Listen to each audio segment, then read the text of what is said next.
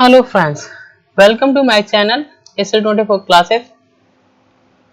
HTML के इस learning series के अंदर आज हम लोग देखने वाले हैं नेक्स्ट पार्ट के बारे में और यहाँ पे हम लोग कुछ समझने वाले हैं इम्पोर्टेंट HTML के अंदर कुछ एट्रीब्यूट्स के बारे में, जिसको हम बोलते हैं कोलैप्स। टेबल के अंदर ये कोलैप्स एक एट्रीब्यूट्स होती है जो यूज होती है, जो हम लोग बॉर्डर टैग के अंदर यूज कर सकते हैं। इसका क्या मतलब होता है और इसके बारे में हम लोग यहाँ पे समझेंगे। कोलैप्स, जिसको हम लोग लिखते हैं ऐसे बॉर्डर कोलैप्स। ये कोलैप्स हमारी एक एट्रीब्यूट होती है बॉर्डर का और इन्हीं के बारे में आज हम लोग यहाँ पे समझने वाले हैं।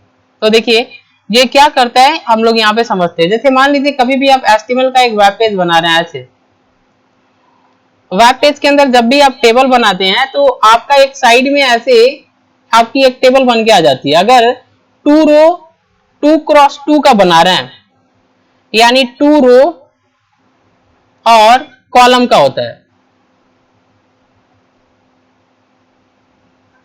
2 रो एंड कॉलम्स का अगर आप मान लीजिए बना रहे हैं टेबल 2x2 का, तो इस तरीके से आपका बन के आता है। यहाँ पे आपने कोई टेक्स्ट लिखा, यहाँ पे आपने कोई टेक्स्ट लिखा, यहाँ पर आपने इंफॉर्मेशन भर दिया, तो ये हमारा एक टेबल होता है। इसको हम लोग बोलते हैं टेबल। ये आपका इसी तरीके से आता है। लेकिन आप कभी भी ऐसा बनाना चाहते हैं, ये आपका जो टेबल है वो पूरे पेज में आया, ऐसे बन के आया। बेशक आप 2 रो 2 कॉलम का बना रहे हैं, लेकिन आपका ऐसे बन गया है,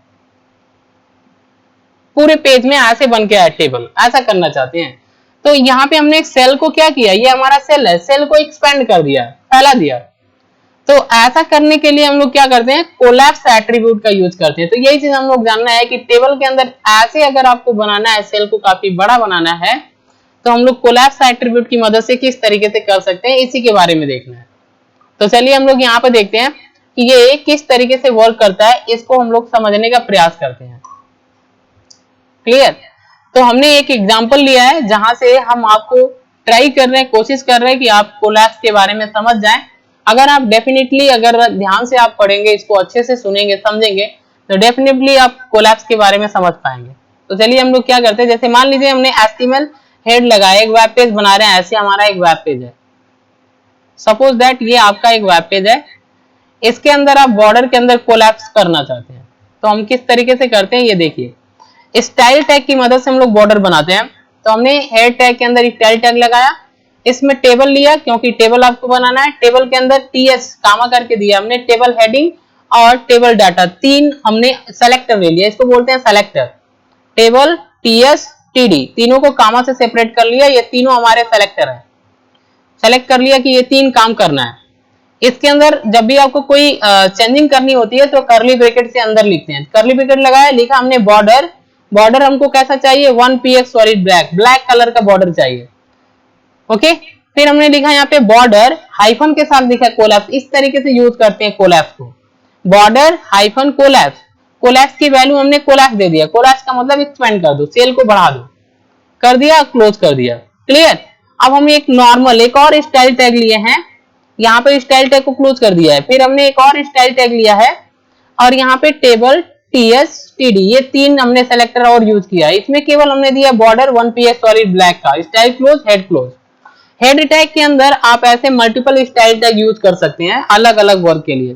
तो हमने 2 स्टाइल टैग यूज किया, ये हमारा पहला स्टाइल टैग है, यहाँ से क्लोज हो गया और यहाँ ये पहला स्टाइल टैग है। और यहाँ से हमारा सेकेंड वाली स्टाइल टैग, यहाँ पहली वाली ये हमारी है, ये फर्स्ट है और ये हमारी सेकेंड है स्टाइल टैग।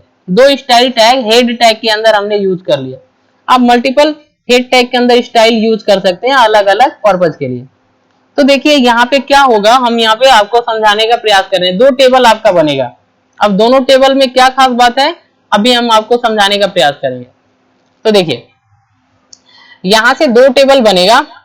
तो 2 टेबल जो है, जब हम यहाँ पे एक वेब पेज ले लेते हैं, यहाँ पे आपकी 2 टेबल किस तरीके से बनेगा वो हम देखते हैं। सपोज ये मान लीजिए आपके वेब पेज है, तो जब भी आपको टेबल बनाना होता है तो बॉडी टैग के अंदर हमने एक हेडिंग बनाया, तो यहाँ पे लिखा है कोलैप्स बॉर्डर। तो यहाँ पे एक हेडिंग, पेज के अंदर एक हेडिंग डिस्प्ले होगा,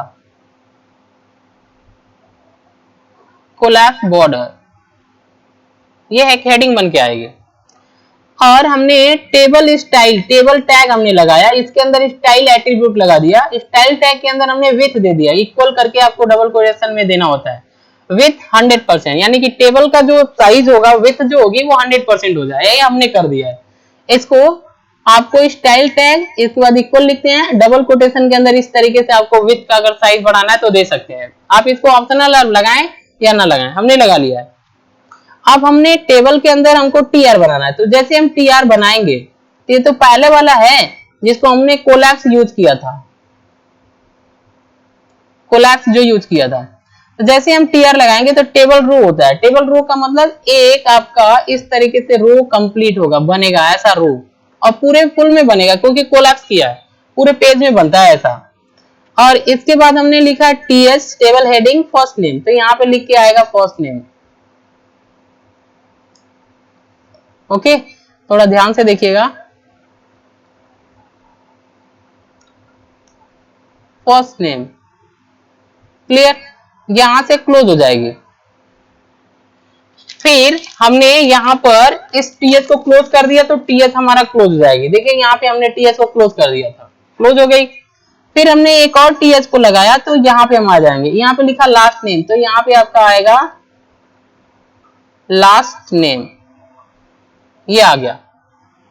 अब हमने यहां से टीएस क्लोज कर दिया तो ये हमारा बन गया। फिर हमने एक टीआर को क्लोज कर दिया, एक रो हमारा ये बन के तैयार हो गया।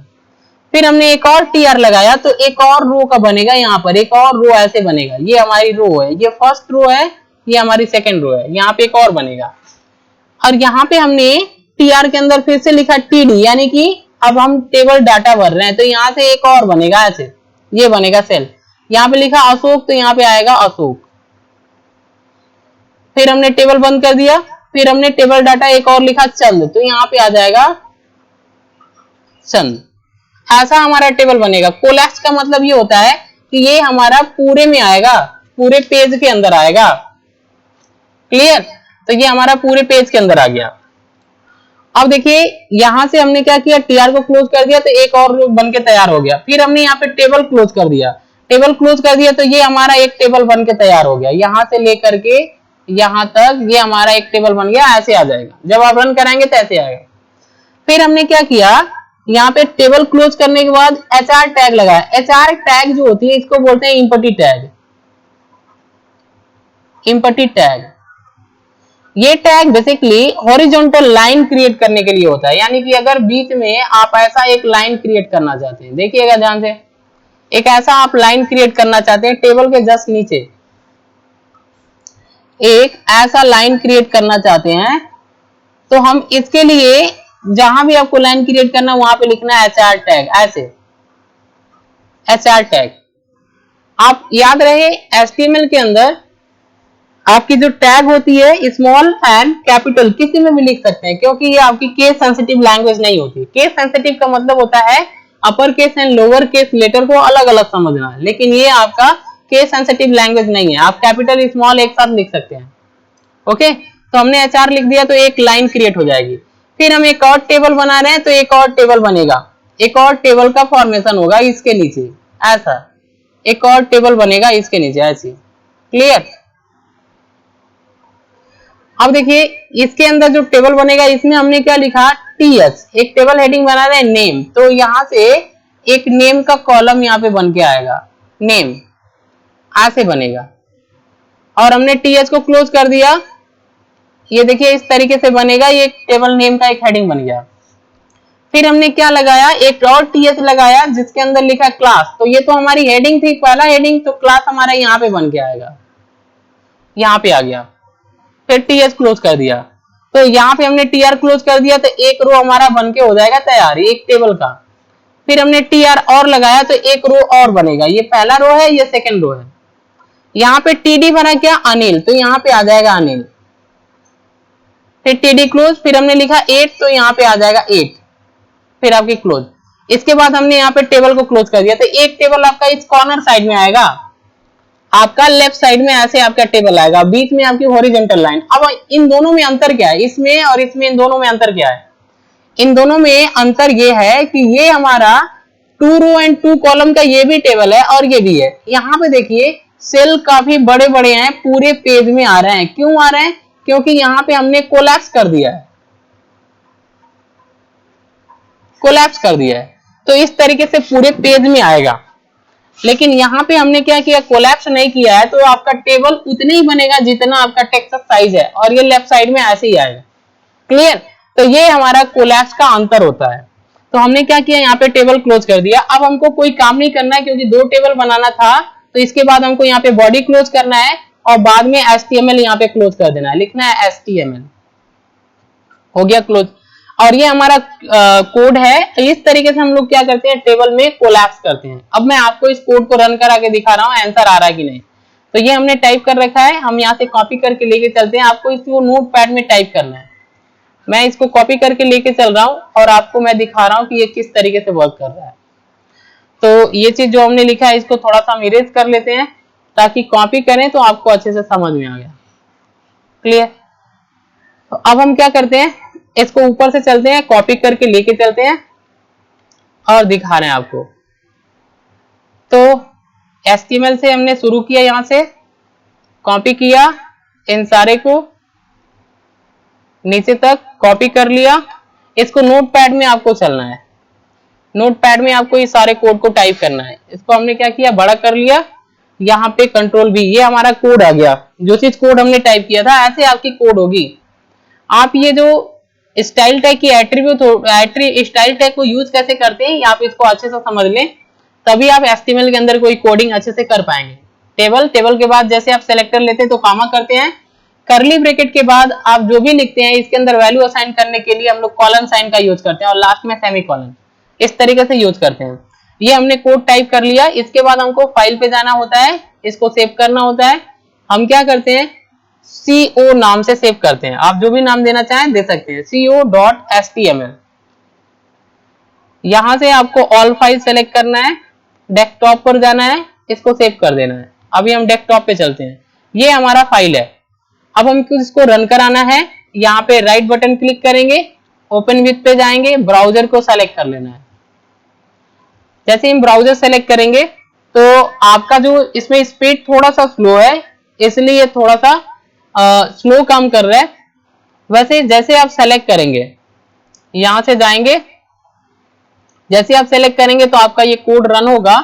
रन होने के बाद ये आंसर आ गया। देखिए बेसिकली इस तरीके से आपका आंसर आएगा। ये हमने एक हेडिंग बनाया था, कोलैप्स बॉर्डर, तो ऊपर आ गया। अब देखिए 2 रो एंड 2 कॉलम का हमने टेबल बनाया था, लेकिन ये पूरे पेज में आ रहा है। ये देखिए फर्स्ट नेम लास्ट नेम पूरे पेज में आ रहा है टेबल। क्यों आ रहा है? क्योंकि हमने कोलैप्स एट्रीब्यूट यूज किया था।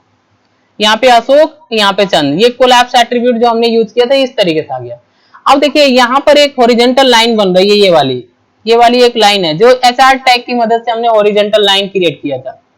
अब ये देखिए 2 रो एंड 2 कॉलम का एक और टेबल बनाया, लेकिन लेफ्ट साइड में इतना छोटा क्यों है? क्योंकि हमने कोलैप्स नहीं किया था यहाँ पे। तो हमने क्या लिखा, नेम क्लास और अनिल 8, ये हमारा छोटा सा टेबल बन गया, क्योंकि हमने इसको कोलैप्स नहीं किया था। और यहाँ पे कोलैप्स करने से क्या होता है, ये पूरे के पूरे पेज में आपका जो टेबल होता है बन के आता है। हमको कभी कभी ऐसा जरूरत होता है कोलैप्स फॉर्मेट के अंदर टेबल बनाना, या कभी ऐसा, तो हम दोनों का यूज करके बना सकते हैं।